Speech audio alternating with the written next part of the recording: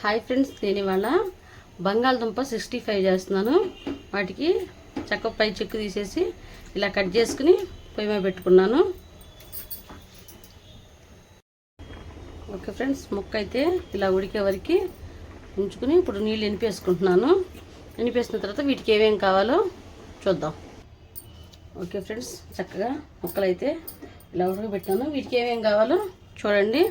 బియ్యం పిండి, కొద్దిగా కారం, అలాగే గరం మసాలా, కొద్దిగా చికెన్ మసాలా టేస్ట్ కోసం, మీకు ఇష్టం లేకపోతే వేసుకో అవసరం లేదు. కొద్దిగా పసుపు, సాల్ట్, అలాగే కర్డ్ పొడి ఇది మొత్తం కలిపేసేస్తాను. చూడండి.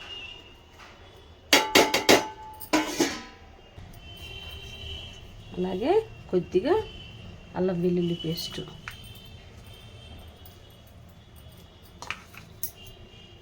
అలాగే మొత్తం కలుపుకున్నాను కదా, కాసిన వాటర్ కూడా తీసుకుంటున్నాను. ఎక్కువ కాకుండా మైనంగా కలుపుకునేటట్టు తీసుకుంటున్నాను వాటర్. ఓకే ఫ్రెండ్స్, ఇది ఇలా కలిపి పెట్టుకున్నాను. ఇది ఒక పావు గంట సేపు పక్కన పెట్టుకుంటాను. ఇదిగోండి ఫ్రెండ్స్, ఆయిల్ అయితే తీస్తున్నాను. ఈ ఆయిల్ వీటెక్కేలోపు కాసేపు మనం దీన్ని పక్కన పెట్టేసేసుకుందాం. ఆయిల్ వీటెక్కిన తర్వాత డీప్ ఫ్రై చేసుకుందాం. ఓకే ఫ్రెండ్స్, ఆయిల్ అయితే వీటెక్కింది. ఇప్పుడు వేసేసుకుందాం. మనకి ఇష్టం అయితే ఫుడ్ కలర్ కూడా కలుపుకోవచ్చు, కానీ నాకు ఫుడ్ కలర్ కలుపుకోవటం నాకు ఇష్టం లేదు, అందుకని చెప్పేసి నేను కలుపుకోలేదు.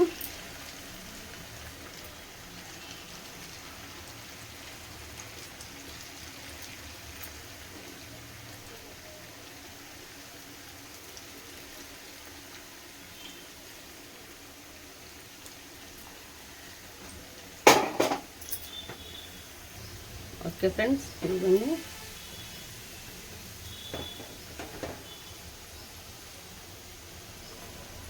మంచి స్మెల్ వస్తుంది, ఇంకా తింటే ఎలా ఉంటుందో.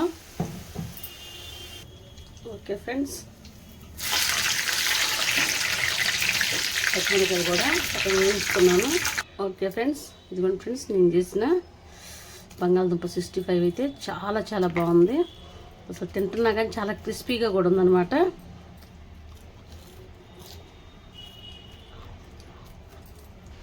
చాలా అంటే చాలా బాగుంది.